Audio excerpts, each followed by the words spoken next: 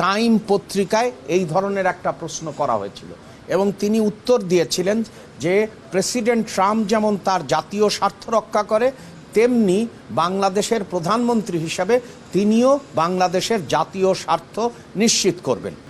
বর্তমান সরকার একটা ধ্বংসপ্রাপ্ত অর্থনীতি উত্তরাধিকার সূত্রে প্রাপ্ত হয়েছে। আমাদের অর্থনীতির বহুমুখীকরণ দরকার, প্রতিযোগিতায় সক্ষমতা দরকার এবং উৎপাদনশীলতা বাড়ানো দরকার।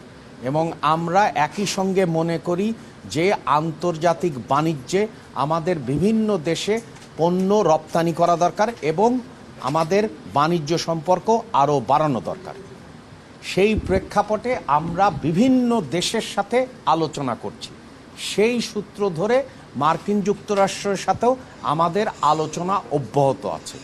যে চুক্তির কথা আপনারা বললেন, এই চুক্তি আমরা মনে করি, আমাদের সরকার মনে করে যে আমাদের যে কোনো চুক্তির প্রতি শ্রদ্ধাবোধ থাকা দরকার। চুক্তি যদি আমরা লক্ষ্য করি তাহলে দেখব যে চুক্তির ধারাগুলোতে আছে যে পর্যায়ক্রমে আমরা বিভিন্ন ধরনের কনসালটেশন করতে পারব।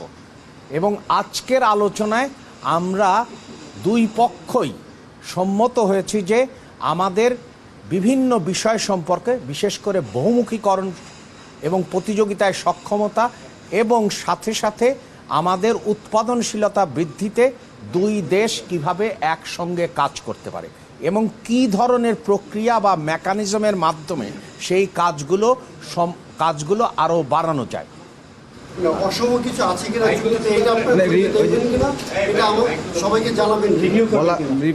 আমরা সবসময় বলেছি এবং মাননীয় প্রধানমন্ত্রী, আপনাদের যদি মনে থাকে, টাইম পত্রিকায় এই ধরনের একটা প্রশ্ন করা হয়েছিল এবং তিনি উত্তর দিয়েছিলেন যে প্রেসিডেন্ট ট্রাম্প যেমন তার জাতীয় স্বার্থ রক্ষা করে, তেমনি বাংলাদেশের প্রধানমন্ত্রী হিসাবে তিনিও বাংলাদেশের জাতীয় স্বার্থ নিশ্চিত করবেন এবং এটাই আসলে নম। এবং সেই জন্যেই আমরা যেটা গুরুত্ব দিয়েছি সেটি হচ্ছে যে বিভিন্ন পদ্ধতি এবং মেকানিজমের মাধ্যমে যাতে মার্কিন যুক্তরাষ্ট্রের সাথে আমরা এমনভাবে কাজ করতে পারি আমাদের আরও রপ্তানি বাড়ে এবং সেই ক্ষেত্রে বহুমুখীকরণ করা দরকার। আমরা বিভিন্ন বিষয়ের কথা বলেছি, যেমন হচ্ছে যে ঔষধের কথা বলেছি, যে ঔষধ কিভাবে বাড়তে পারে, অথবা মার্কিন যুক্তরাষ্ট্রের যেমন কৃত কৌশল বা টেকনোলজি এবং ইনোভেশনের দক্ষতা আছে, সেই দক্ষতাটাকে আমরা কিভাবে প্রতিযোগিতায় সক্ষমতা এবং উৎপাদনশীলতা বাড়াতে পারি। তৃতীয়, আমরা যে সময় বলেছি যে মার্কিন যুক্তরাষ্ট্রের বর্তমান প্রশাসন আসার পরে তাদের কতকগুলো প্রাতিষ্ঠানিক ব্যাপারে সংস্কার ঘটেছে, যেমন আপনারা জানেন ইউএসএআইডির ক্ষেত্রে। তাহলে আমাদের কি ধরনের মেকানিজম দরকার যার মাধ্যমে আমরা ইকোনমিক রিলেশনশিপটাকে, অর্থনৈতিক সম্পর্কে আরও বাড়াতে পারি এবং তার সাথে সাথে অন্যান্য যে আরও সম্পর্কগুলো আছে সেই সম্পর্কগুলো বাড়ানোর কিভাবে পদ্ধতি হতে পারে, সেটা নিয়েই মূলত আলোচনা হয়েছে যে আমরা চুক্তির প্রতি শ্রদ্ধাশীল, সাথে সাথে আমরা মনে করি বহুমুখীকরণ করা দরকার, উৎপাদন সক্ষমতা বাড়ানো দরকার এবং উৎপাদনশীলতা বাড়ানো দরকার। সেই জন্য আরও কি বিষয় নিয়ে আমরা ভবিষ্যতে কাজ করতে পারি।